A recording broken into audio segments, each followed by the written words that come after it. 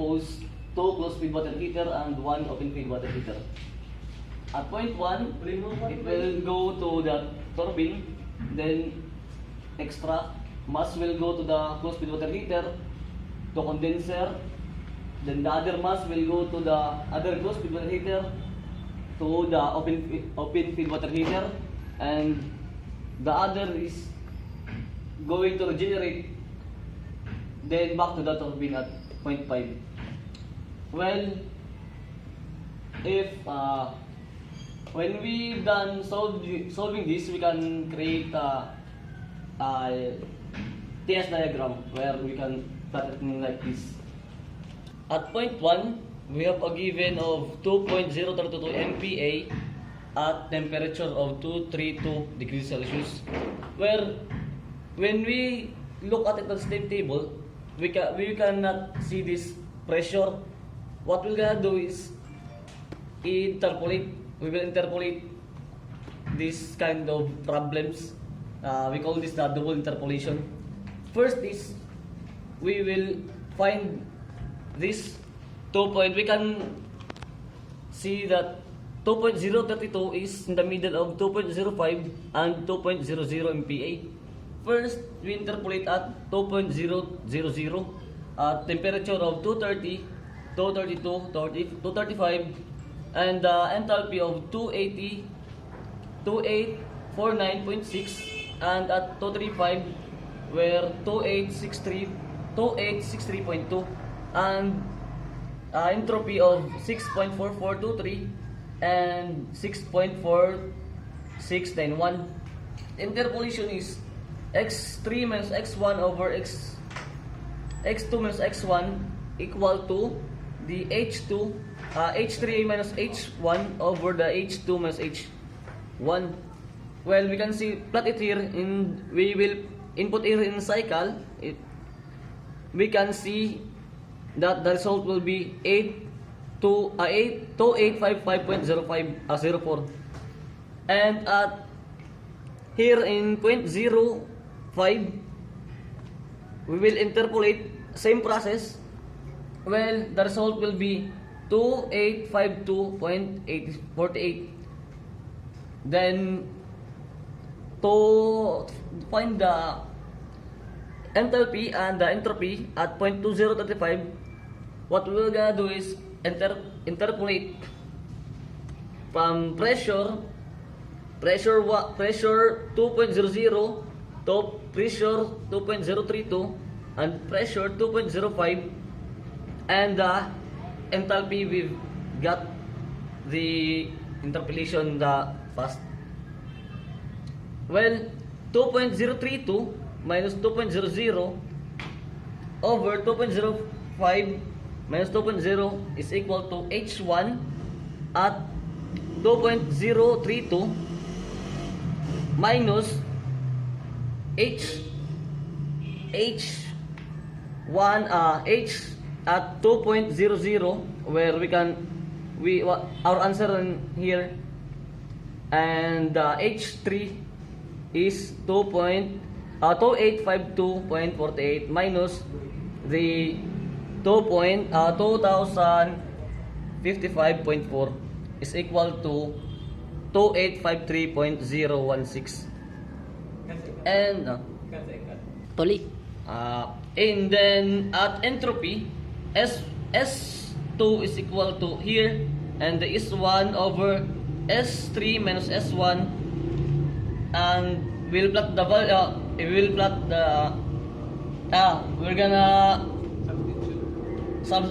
gonna put it in cycle. Let the calculator solve the. Then S1 will be 6.4431. At point 2, we have a given of pressure 1.572 MPa. Then constant entropy, as we can see in lots of Rankine cycle. Then if we look at in the steam table, again it cannot be found. So what we're gonna do is we will put it in the middle, where we can see 1.55 and 1.60. We'll interpolate again. Then the H1, H3 minus H1 over H2 minus H1 is equal to entropy of S3 minus S1 over S2 minus S1. Then we will do the interpolation when you put it in a cycle another time. Then H at 1.55 is equal to 2797.83. And we're gonna do the interpolation at 1.60. Then we can get this 2804.24. After that, we're gonna interpolate again at H of 1.55 and H of 1.60. Then we will plot it in here, do the same thing. H2 will be 2800.65. And in point 3, we have a pressure of 1.061 MPa and a constant entropy of 6.4431. Then, when we look at the same table, and again, it cannot be found in there, so we will interpolate. We will make it in, put it in the middle of here. And as we can see, the 1.061 is in the middle of 1.08 and 1.06. Then we'll do the interpolation again about HF. When we look at the same table, we can find HF, HFG, HF, and HFG. Then we'll interpolate at HF, and we can find the answer of 2.1432. And when we interpolate at SFG, then we can find the answer of 4.023. And the HF, with the same process, we will do it over and over again. HF will be 774.28 and the HFG will be 2006.05. Then after we find this, we have a formula for getting the X, where we will use the S. S is equals to SF plus X SFG. Since the X is constant, then we will put it in here. 6.4431 is equals to our SF 2.1633 plus X times 4.4023. And then we put it in cycle. The answer will be 0.97 or 97% quality of steam. Then we'll find the HF. HF will be H3 is equals to HF plus HFG. Same process. Where missing is H3, and plug in the HF plus the quality X times the HFG.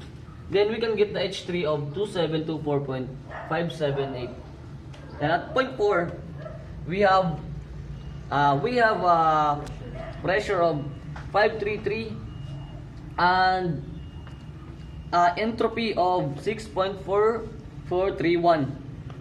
Then again, we cannot find this thing in steam table, so we will do the interpolation again and again. Then we will interpolate the S. When look at the steam table, we can get SF, SFG, HF, HFG, and then we will plug it in here, the interpolation process. Then we can find the HF is equal to 1.88516, and the HFG will be 4.91465. And we will do the interpolation again. HF is equals to 6.56124, and the HFG is equal to 2100.84. This whole thing is we get this through interpolation. Same process every time. Then the S, we will find here in this process, we will find the X, the quality X. Then we will use the formula like we use the past subject. Then S is equals to SF plus X SFG, where we have the constant entropy, then plug it in here, and what we get the SF, then we plug it in here, plus X times the SFG is equal to 0.927 or 92.7%. Same process in HF. H4 is equals to HF plus XFG. Plug it in here. Then we can find the H4 is equals to 2597.60. At H5 is equal to the pressure of 533 kPa and the temperature of 173 degrees Celsius. It's the 173. That's the typo error here. And then we will interpolate again and again because we cannot find this in STEM table.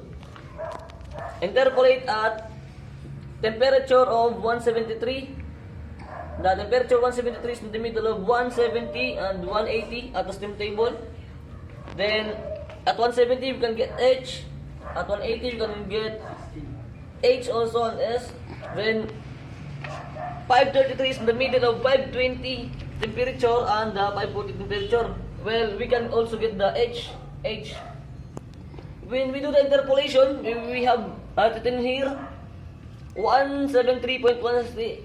Then we can get the value, our H at 520 is equal to 2795.19. And our S will be 6.91051 at 520. Then do the interpolation, same process at 540. Then H 540 is equal to 2793.82 and S will be 6.8905. Then to get the 533, we do the interpolation again. Interpolate 533 minus 520 over here. We can see it's the same process. Then we can get H5. H5 is equal to 2794.78 and with same process again, interpolation, S5 is equal to 6.90457. We have pressure of 227 kPa and a constant of entropy. Then look at the STEM table, we can find it, so we need to interpolate again. Here's the interpolation. Then the time we put it in cycle, we can get the SF, which is here. And then the SFG here. Then the answer of this is here. Then the HF here. And the HFG is here. So what we're gonna do next is to find the X, the quality X, with the formula of S is equals to HF plus X HFG. Plug in all the values, then we can get the H6 of 0.967 or 96.7%. Then find the H, the formula of HF plus HFG is here. Plug in the values, then H is equals to 2640.14. And at 10.7, our pressure is 54 and our enthalpy is constant. So this 54 kPa, again, not instant table, so we do the same thing. Interpolate again. And here, HF is equals to this and the HFG plus then the HSF is here. When you do some interpolation, you get answers. And then after that, do the same thing. Plug in all the values with the formula of S is equals to SF plus HFG. Then we get the quality of X of 0.897 or 89.7%. Then do the same thing. Plug in all the values using HF. Then you can see the H7. And then at point 8, what we're gonna do is nothing, just H8 is equals to HF at pressure 7, where the H8 is equals to this. Then after that, we can get the work pump using this. Work pump 1 is equals to volume times pressure 9 minus pressure 8. Plug in all the value, do the interpolation at volume, then we can get here, get this, and then work pump is here. At point 9, just use the formula of the work pump, then you can get at H9 is here. Point 10, H10 is equals to HF at point 6. And you can get the H10. Then do the interpolation again. You can get the volume. Then plug in those values. Then you can get the work pump too. And at point 11, you have to do is work pump is equals to H11 minus H10. Then you can get H11. And after that, point 12, where point 12 HF is equal, H12 is equals to HF at point 3. So we can get this H12 is equals to 774. Then at H13 is equals to HF at point 2, where HF at point 2, do the interpolation, then we can get the H13 just using the steam table. And then point 14 is equals to HF at point 3, where HF at point 3 is equal to this, just like we did the other time. Now, at point 14 is equal, point 15 is equals to point 14. Then point 15 is there. Point 16 is HF at point 2. Here, you can see, as you can see, just like here. Then at point 17 is equals to HF, H17 is equals to H16 is equal to H13. Then we made it all. We got the H, all H. We needed the required H.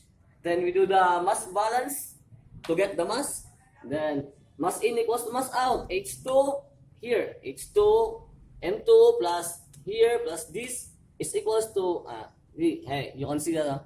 Then plug in all the values and you can get the mass too. Mass of 0.04. Then at second water heater, mass balance, do it again. Then plug in all the values. Then you can get the mass 3. Open feed water heater. Do the same thing. Mass in is equals to mass out. Then H9 is equals to times 1 minus M2 minus M6 due to the H3. As we've seen in our diagram, H3 is in condenser. Then you can get the value. After that, well, just add all the masses and we can get that all mass is 0.24. At turbine, work turbine 1 is equals to H1 minus H2. Then work turbine 1 to 2 is equals to this. Then work turbine 2 and 3 is equals to 1 minus M2 times H2 minus H3. Then you can get the work turbine 2 and 3 to 3. Then work turbine 3 to 4, just do the same thing. And here is 1 minus M2 minus M3, which is from the diagram we've seen, or we've solved the diagram, or then plug in all the values and you can get the work turbine 3 and 4. Then work turbine 5 and 6 with the same masses times the enthalpy and minus the H6 is equals to here. You can see it clearly, and I don't have to explain it more further, just because I've seen. Okay, 6 work turbine 7. Just do the same thing. At work turbine 6 and 7, we've got mass 1 minus M2 minus M3 minus M6 times H6 minus H7. Plug in all the values, then we can get the work turbine 6 and 7. Then at work pump 1 is equals to this 1 minus M2 minus M6 times work pump 1, then you can plug in all the values, you can get work pump 1.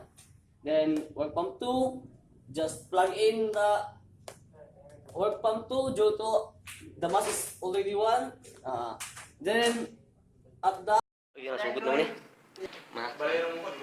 then keep adding 4 to 5, 1 minus M2 minus M3 just by looking at the diagram. Then times natin sa times it to H5 and H4, plug in all the values. Then you can get the heat added 4 and 5. Then just add all the added heat. Then we can get the total heat added total. Okay, and the last part of our problem is finding the efficiency. Efficiency is equal to work net over heat added total, where work net is equal to work turbine total minus work pump total is equal over Q added total. Plug in all those and we can get the efficiency of 0.25 or 29%.